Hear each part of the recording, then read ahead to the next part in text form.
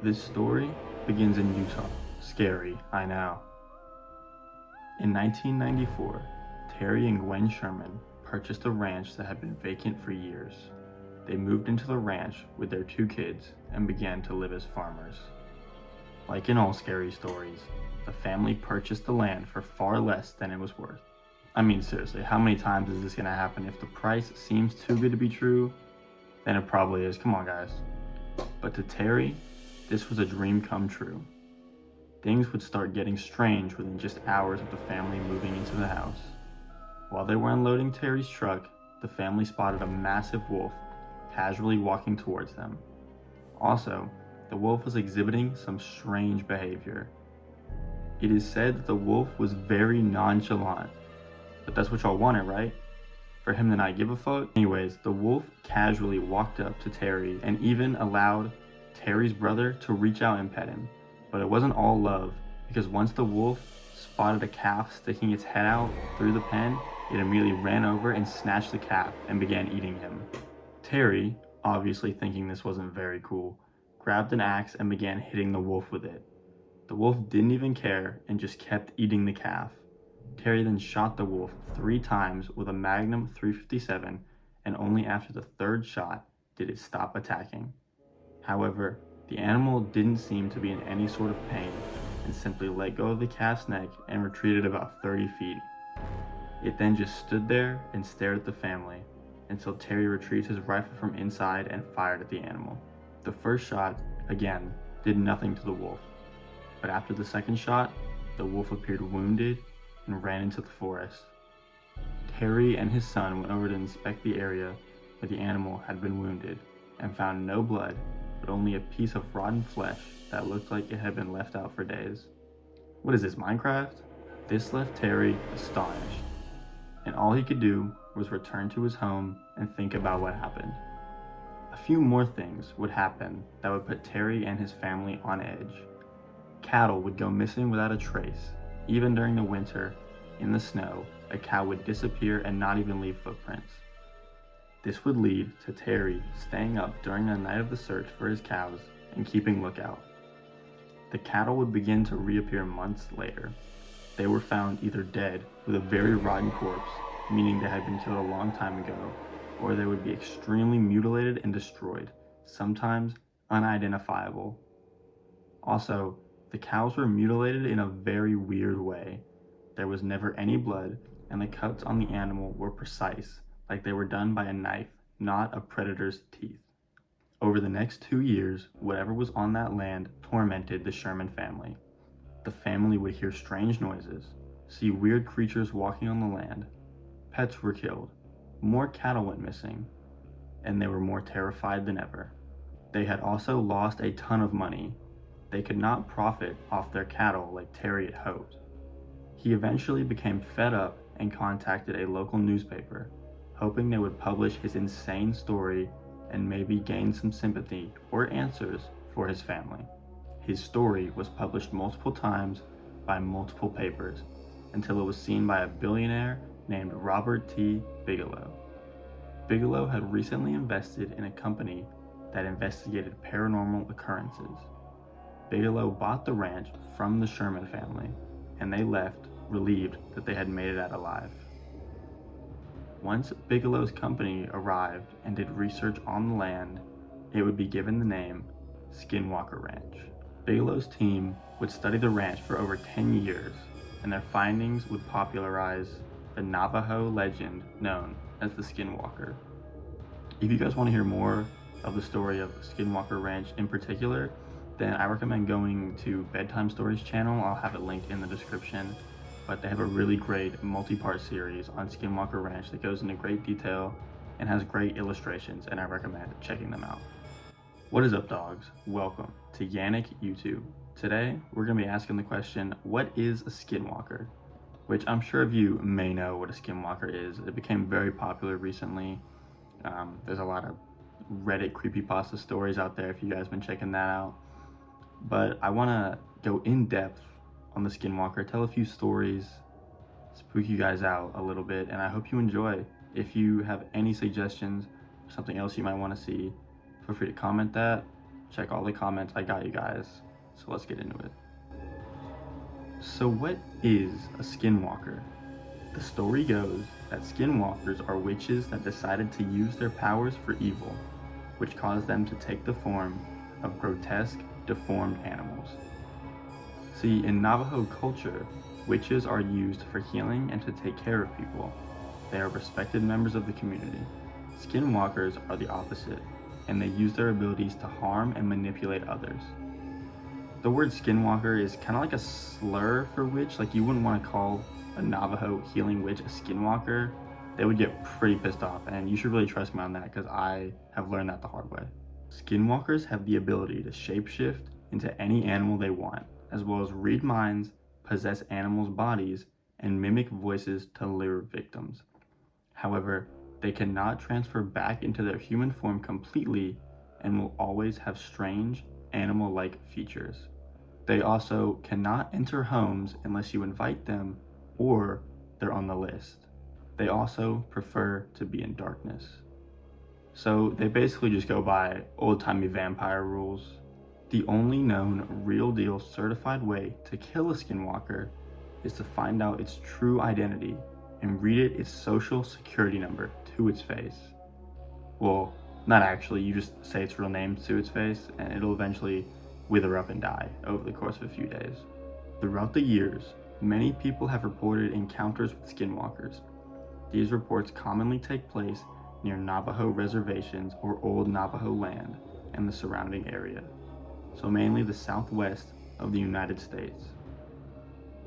Skinwalkers have always been a part of Navajo culture, but it wasn't until the early 1930s that the rest of America would learn about them. One of the earliest mentions of them was in 1936, when an anthropologist from Yale named William Morgan was interviewing a Navajo member named Hahago, and he mentioned a creature that could move at incredible speed. He mentioned that they could do a 4-hour journey in just an hour and a half. How did they even get on that topic? I mean, this dude from Yale is just a boring anthropologist. He was probably just going to ask about some like stupid Navajo culture thing, but then dude drops the mythical witch story on him, which I wouldn't be mad. That's some entertainment for us and for him. So I appreciate you, Hahago. You really clutched up for this. Anyway, now let's go to Michigan.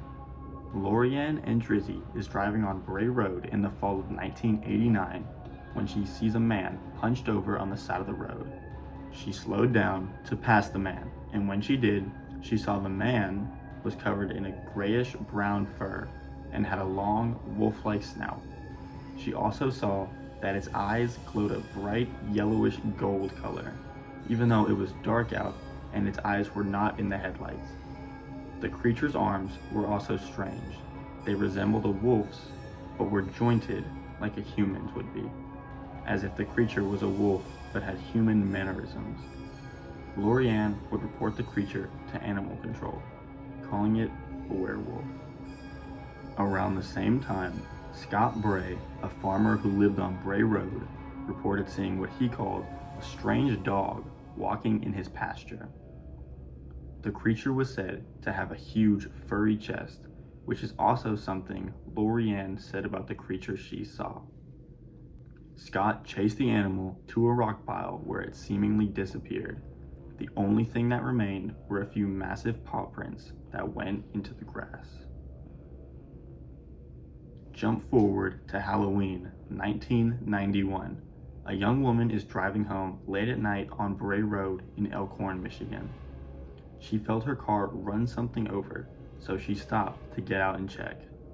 When she did, she saw a dark, hairy figure running towards her. She ran back into her car and started driving away, but the creature jumped onto her car and grabbed her trunk. Luckily, it had been raining and her car was wet, causing the creature to fall off.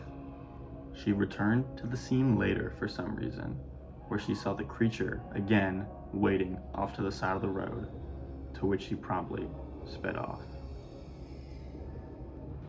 Another witness told their story of seeing a strange, dog-like creature on the side of Bray Road. The creature then began to break dance and kick its legs rapidly.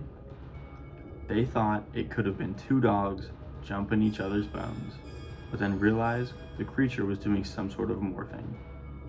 After doing this, the creature turned and looked at them, but now it had a gorilla-like face. I gotta admit, that one kind of sounds like a reach. I don't know, maybe with the whole gorilla face thing, it just transformed back into its human form, but the human was mad ugly or something.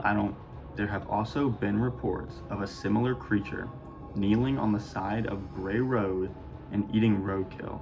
However, not how a regular dog would eat, but instead picking the dead animal up with its claws and flattening the food before eating it with its hands. Paws, hands. This monster would come to be known as the Beast of Bray Road, and it even got so popular that they made a shitty movie about it. Now, a lot of people were suspect about the existence of this beast, so one skeptic named Linda Godfrey decided to investigate the monster and write a book about it. After her investigation, she had become convinced that the monster was real. So the reason I bring up that story is because of how much the Beast of Bray Road sounds like a Skinwalker. And I know the locations don't match up, but if we're really thinking about it, they can supposedly run a 4-hour journey in an hour and a half, so they can travel across the country if they really wanted to. And it also just shares characteristics with Skinwalkers, such as the glowing eyes, the human mannerisms, and, the insane speed, obviously. So what do you guys think? Do you believe in the Beast of Bray Road? And if so, do you think it was a Skinwalker? What I've just shared with you guys are the two most popular Skinwalker stories. Both the Beast of Bray Road and Skinwalker Ranch have been covered by professional news agencies, and Skinwalker Ranch actually has an ongoing History Channel TV show all about it and all about proving the existence of Skinwalkers and all the creepy stuff that's gone on there. I have heard that the show is kind of sus and they do fake a lot of things, but when has the History Channel ever faked anything or told us something that isn't 100% indisputable fact? Anyways, there's another place that you can find Skinwalker stories, and it's actually on one of the most respected websites on the entire internet. Not many people actually know about this place, but there's a small website in the corner of the internet where only the most intellectual conversations go on, and this website is called Reddit. So, let's take a look at some of Reddit's best Skinwalker stories. This first Reddit post is less of a story and more of an ongoing situation. The name of the post is "I Think I Need Help," and the Redditor starts the post by saying, "I live in Tennessee and I think something's going on. I've been having weird incidents and things happening. It started a few weeks ago. The weather's been getting to that point where we see more creatures moving back in, but I think something's come back with them. I have braces, so Braces? Really? Just get Invisalign, dog, come on. I have braces, so every night I have to go out to the back porch to use the water pick after brushing my teeth. And I noticed something. I don't know, off, I guess? I live next to a small-ish creek, so every night we get the usual bugs and frogs. But this night, it wasn't there, like something had turned the volume to 0 on noise-canceling headphones. I was standing there when I noticed it. For context, the way the tree line is, it surrounds the field next to my backyard in an almost crescent shape, so it's pitch black when there's no spotlight, moonlight, But anyway, as I was standing there, I saw something barely there for a second before it backed into the trees. It was fairly large from where I was standing, stark white and slow. I just thought it was my eyes playing tricks on me, and I walked back inside, turned the lights out, and stayed at my swirling for a few hours. But these last 2 weeks, I don't know, it's like everything took a step in the wrong direction. There's been a whole bunch of weird shit, but I'll give the 3 that brought me here. I took my 2 dogs out for the last time that night, and the first thing my husky mix did was take off after something under the porch. I heard him running after it. He came back fine, but when I went to bed, I think I saw whatever the fuck it was. There was like this half face outside my window, peeking in through the blinds. It slipped off to God knows where, but I still didn't sleep.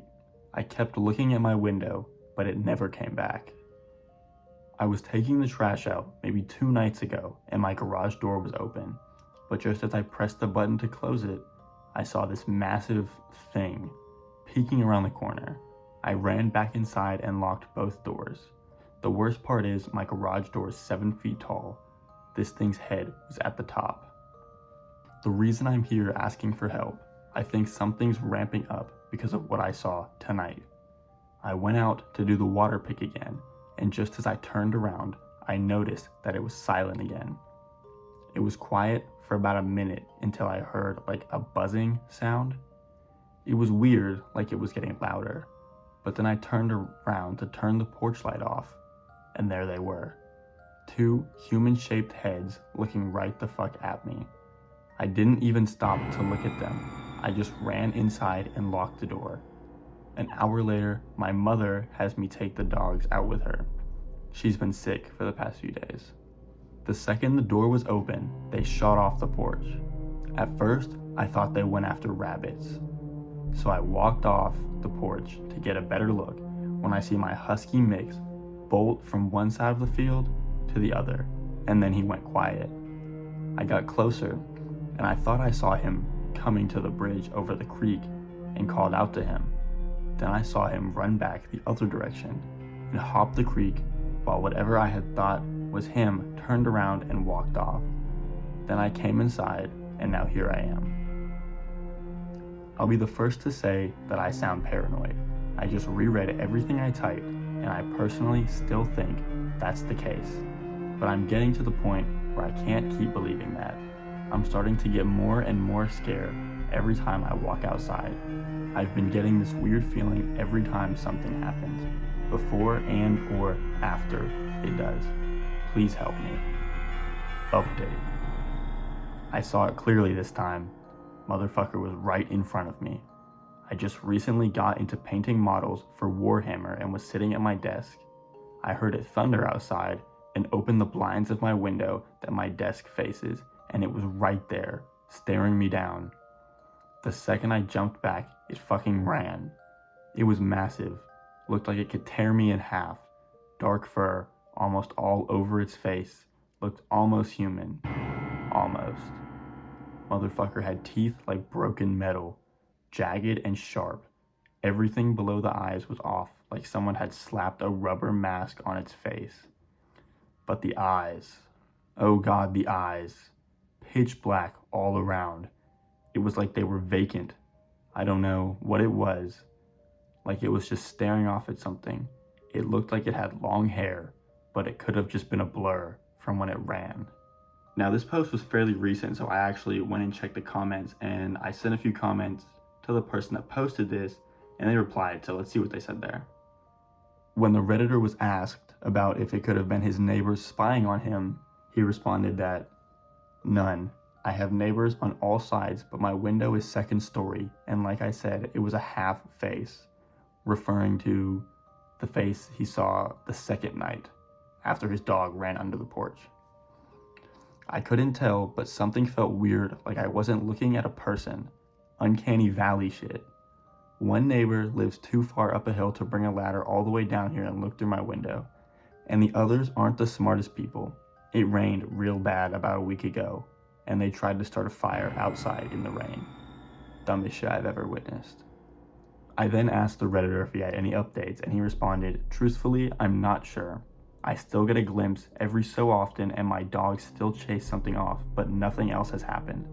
The only thing of note is that maybe 2 nights ago, I had to close the garage door, but the sensor that keeps it from closing on something went off. I went to check, and sure enough, something took off running. But I got a better look this time, taller than the door, which is exactly 7 feet, and a distinct heavy sound on the gravel." The Redditor has not updated this thread in the last 2 days. Dog, that is kind of spooky, mainly because I also live in Tennessee, and how he described his house is kind of how my house is. It's just grass, and then like big old forest, like some Slenderman 8 pages shit. Actually, while I'm on the topic, I really have been thinking about Slenderman recently. Like, why is he so concerned with other people collecting paper? He needs to look at his own pockets instead. I was around 16 or 17 years old, and in my peak of wanting to prove things unproven, right or wrong stage. Typical teenager things. This story has two parts. Both are in the same general area, but different time frames. And I have other experiences not significant enough to share unless asked. The first story. I am camping with a childhood friend of mine and our mutual friend. It is approaching around late fall, maybe September, which for reference, it can get cold in Illinois in the fall, especially at night. We had spent the day scouting out the woods behind my friend's house, looking for a good spot to set up tents and camp overnight. We had found a clearing that was surrounded by trees with a passage behind the clearing through trampled brush to the trail leading back to the house, which was a 6 to 8 minute walk. We spent most of the daylight joking and doing typical teen things and getting ready to camp. I had a strange feeling, but I ignored it as I was having fun and it would come and go. I figured it was me being anxious about trying to even attempt to sleep anywhere but my bed, as that was a challenge itself. But the feeling felt like my body telling me not to be in the clearing. I was a cocky bastard, considering my friend had a 9mm pistol and all of us had tools and weapons, and the sun gives you a sense of confidence. I wish I would have listened to my brain. We had royally screwed ourselves waiting to put the tent up until we had maybe 3.5 hours of viable sunlight left. I know I'm going to be judged for taking that long to put up a tent, but it was a massive 5-person tent, so it took time, and it took even more time as it was getting darker and the sun was going down. We were focused on not getting stuck in the cold and getting the tent set up, but I kept having a primal urge to look over my back and check around the woods. I cannot explain it, but I just felt like something was there, but I could not see it. I ignored it because I just wanted to get in the tent and cook food, watch videos, and tell stories, and let the night pass. Our mutual friend decided to make jokes about something along the lines of, "What if we get attacked?" and motioning to whatever he had on his hip, probably a K-bar, knife, or a hatchet. When we all, pretty close to the same time, asked things like, "Did you hear that? Something feels wrong," and we started to feel spooked, but the urge to just finish this frustrating task pulled us back in. It felt like it got colder though, and the others felt it too and got frustrated. "I'm about to just give up, man. This is pointless. We'll be doing this all night. We might as well sleep on the bare ground," my friend said frustratedly. We all just mutter in disgruntled agreement to give up and head back, just leaving all the stuff to grab. I felt this feeling of eyes watching me, but I could not see them, and the others didn't make mention. I started to feel awful. I can't explain, I just wanted to run. But at night, this trail can be pretty confusing. It's not a huge forest, but I was not going to freak out and get lost on a cold night. I usually don't get too spooked, but this feeling made me so uncomfortable. That word doesn't explain it, nothing explains it honestly. I had this intense urge to look around. If I didn't constantly scan, I would be in grave danger. But I kept my focus on the beams of light from our flashlights. Eventually, we make it back to my friend's house. This carries on to the next story, which takes place around 1 or 2 a.m. And I need to describe more things, but I'm trying to not over-explain. But not having photographs, I have to make this visual as vivid as possible. After the failure, we eat food, play some games, and watch videos until everyone but me falls asleep. We all slept in the same room, which faces the driveway leading to the house. To explain what you see from the window, there is a dirt driveway leading up a slight bend to a connecting road. To the left, there is a small man-made pond, and then the wood line, and to the right, there is a hill sloping down to the right-hand wood line. And for reference, a normal person could not sprint down this hill without great skill without falling. There is a garage on the right side of the driveway before the drop of the hill and a few scattered trees, but this is a fairly open space. I will always kick myself for doing this, But not being able to sleep, I got paranoid thinking about the events beforehand, and being bored as well, I looked into skinwalkers. We had been talking briefly about them and other creatures beforehand, but the others kinda chuckled at my paranoia and eventually went to sleep. I am wide awake late at night and I cannot understand what brought me to do this, but I look out the window towards the driveway and I see a pair of yellow eyes looking at me from the woods. I felt like I was gonna puke, but also I couldn't move. I was frozen. I wanted to run, but I couldn't run. I felt panic like I've never felt before. It made me feel a sensation I have never felt since. The eyes felt like they peered through me, not at me. I just stood there, frozen at these eyes, and my eyes eventually adjust and I can barely make out a pale, flesh-like color of a man, but it didn't have the shape of a man. It was standing, but the posture was so fucking wrong, like an animal learned to stand on its back legs. It was like it has stopped mid-step, fixed its eyes on me as if it was stalking and it caught prey. It was so far away and the garage light was so dim, I really couldn't see much, but I will try to give a good description. The head was somewhat human, but elongated, almost as if the head was stretched from the jaw to the top of the head. The torso was so disgusting, it looked like this thing had barely eaten. The flesh looked rotted and almost like it was stretched beyond what it should be because of how skinny and just deformed the entire figure was.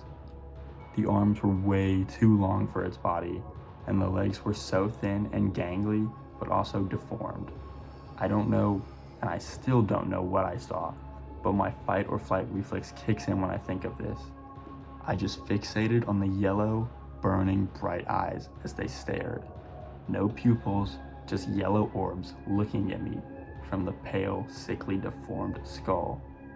I finally start to be able to move after 45 or so seconds, and this thing just bolts at a speed I cannot explain from about just before the top of the hill all the way to the other side of the pond, and what I'm assuming was to the direction of the clearing behind the house. I will never forget this, and all the rest of the night I heard things moving outside of the house, as well as strange noises, and even something walking on the damn porch at one point.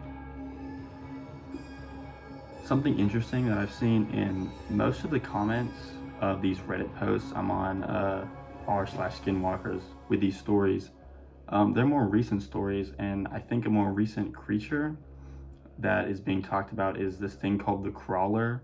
And apparently the crawler is this like thin, sickly looking character like he described, and it crawls on all fours. It's kind of like that picture, put the picture on screen, but that like weird, like creepypasta picture of like the thing. You guys are looking at it right now. You know what I'm talking about. Like you've seen that picture before, but that's how the crawler is described. And I've seen the comment on those last two stories. So do you think these guys ran into the crawler? And if you want me to do a whole video on the crawler, let me know.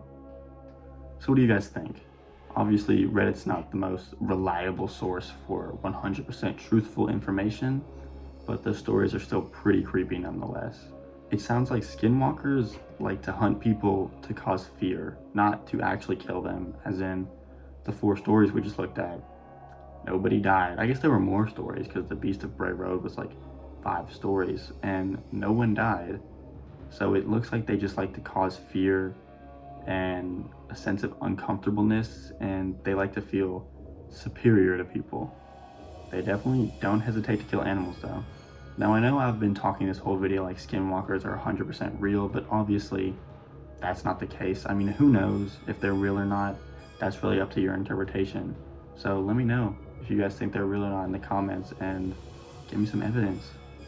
I think I want to believe they're real just for the fun of it, you know? It would be more exciting if there were like demons, demon witches walking around possessing people and animals. The main source people look at to try and prove the existence or non-existence of skinwalkers is actually the History Channel Skinwalker Ranch documentary I mentioned a little bit ago. And I don't know, like, that's the History Channel though. That's gonna be all I got for you today. Let me guys know if you believe in skinwalkers. If you've had a Skinwalker story of your own, honestly, that'd be pretty cool. If you want to leave that in the comments, maybe I'll do a video reading your Skinwalker stories. Honestly, that'd be kind of awesome. But that's all I got for you dogs. See you next time.